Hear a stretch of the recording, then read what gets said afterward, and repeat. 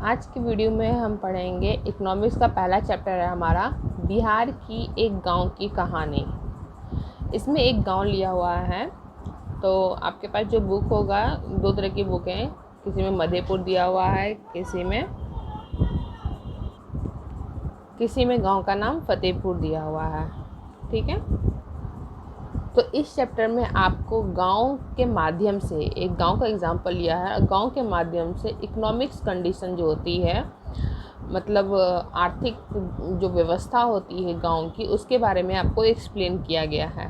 जैसे बताया गया है कि गांव के जो लोग होते हैं उसका जो मुख्य व्यवसाय होता है वो कृषि होता है। उसके बाद उनके और भी व्यवसाय होते हैं, जैसे दूध का, डेयरी का, और ये मध का मछली पकड़ना, ये सब जो, या कपड़े बुनाई का, ये सब उनके मुख्य व्यवसाय होते हैं। ठीक है, और हमारे भारत को भी कृषि प्रधान देश कहा जाता है। इवन हमारा भारत को कहा भी गया कि हम भारत की जो आत्मा है वो एक गांव में बसती है। ठीक है, भारत को गांव का देश भी कहा जाता है।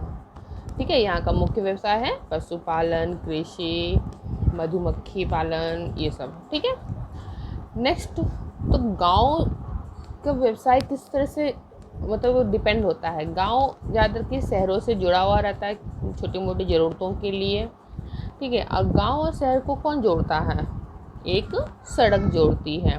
और गांव जो भारत का जो बोलते हैं 90% जो है वो गांव में ही बसी है जनसंख्या। अगर बिहार को देखा जाए तो बिहार का 90% जो है वो गांव में बसा हुआ है और 10% जनसंख्या ही शहर में बसी हुई है। ठीक है, अब बिहार गांव मतलब कृषि प्रधान देश क्यों है? इसका एक और कारण है कि ये नदी के किनारे है और प्लेन एरिया है। तो प्लेन एरिया में खेती करना आसान होता है इस कारण से। यहाँ की मिट्टी उपजाऊ है, इसके कारण से भी यहाँ पे खेती ज़्यादा होती है।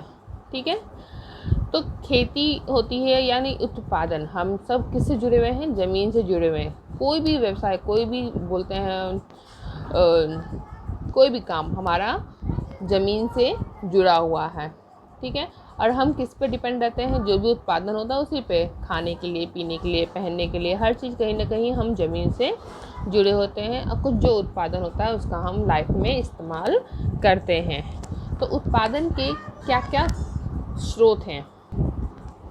तो उत्पादन क्या है? उत्पादन को इकोनॉमिक्स को कम में कहा जाता है, अर्थशास्त्र में इसको कहा जाता है कि उत्पादन जो है, जो उपयोगिता है, जो हमें उपयोग आता है लाइफ में, उसका जब हम सृजन करते हैं तो उसे हम उत्पादन कहते हैं। यानी उपयोगिता का सृजन करना क्या कहलाता है? उत्पादन। तो उत्पादन के जो साधन हैं वो क्या क्या साधन हैं? पहला साधन है भूमि।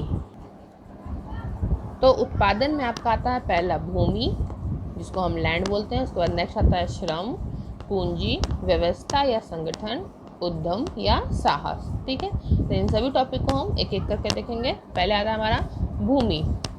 तो भूमि के अनुसार, भूमि का मतलब सिर्फ ये नहीं है कि ज़मीन है।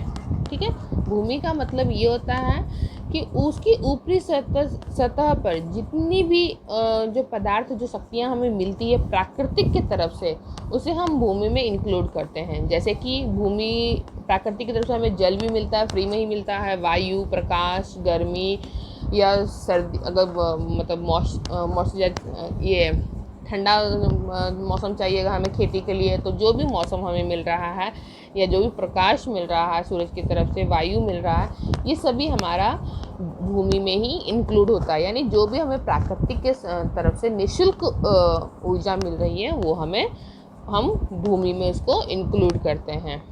ठीक है, और भूमि हमारी स्थिर है, ये कहीं हिलती उलती नहीं, यानी हमें इसको फिक्स प्रॉपर्टी भी कह सकते हैं। ठीक है, एक जगह से कहीं मतलब जो भी हमने खेत ले लिया है तो खेत हमारा इधर से उधर नहीं होता, खेत जहाँ है वहाँ का वहीं रहता है। उसके बाद हम भूमि पे यानी अगर खेती की बात की जाए तो हम दो तरह की खेती करते हैं। एक हमारा होता है खरीफ की खेती और एक होता है हमारा रबी की खेती।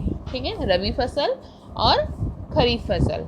तो रबी फसल उसे कहते हैं जो हमारा जुलाई से लेके अक्टूबर के बीच में लगाया जाता है, उसे हम खरीफ की फसल कहते हैं। और जो हम नवंबर से लेके फरवरी में लगाते हैं जो खेतों में, उसको हम बोलते हैं रबी की फसल। रबी की फसल में हमारा आ जाता है गेहूँ, दलहन, तिलहन और आलू एक्सेट्रा। ठीक है, और खरीफ की फसल में हमारा आ जाता है हरी सब्जियां और धान। हरी सब्जियां धान हमारा खरीफ में आता है और बाकी हमारा दलहन, तिलहन, गेहूँ ये सब आता है हमारा रबी की फसल में आता है। ठीक है, और हमारे भारत में सिंचाई का साधन थोड़ा कम है, इस कारण से हम लोग नदी के पास जो बोलते हैं ज़्यादा खेती करते हैं। जैसे हमने पहले ही कहा था कि हमारे बिहार में खेती ज़्यादा होती है, किस कारण से? क्योंकि यहाँ नदी है और यहाँ प्लेन एरिया है, इस कारण से यहाँ पे सिंचाई के साधन थोड़े आसान हैं। और कई जगह नदी से कनेक्टेड नहीं है तो वो लोग मौसम पे डिपेंड रहते हैं। ठीक है, नेक्स्ट आता है बहुविधि फसल प्रणाली। बहुविधि, ये खरीफ फसल जो हो गया, ये हमारा दो ही फसल लगाया जाता है। एक ही ज़मीन पे जब ज़्यादा फसल लगाई जाती है, यानी एक दो यानी तीन फसल भी अगर लगाते हैं तो तीन फसल भी लगा सकते हैं जब बीच के मौसम होते हैं, तो उसको हम बोलते हैं बहुविधि फसल प्रणाली। ठीक है, मतलब उसी एक ही खेत में खरीफ की फसल लगाया, फिर वो कट गया, उसके बाद रबी की फसल लगाया, फिर वो कट गया, फिर कुछ सब्जियाँ उब्जियाँ लगा लिया, तो उसको हम बोलते हैं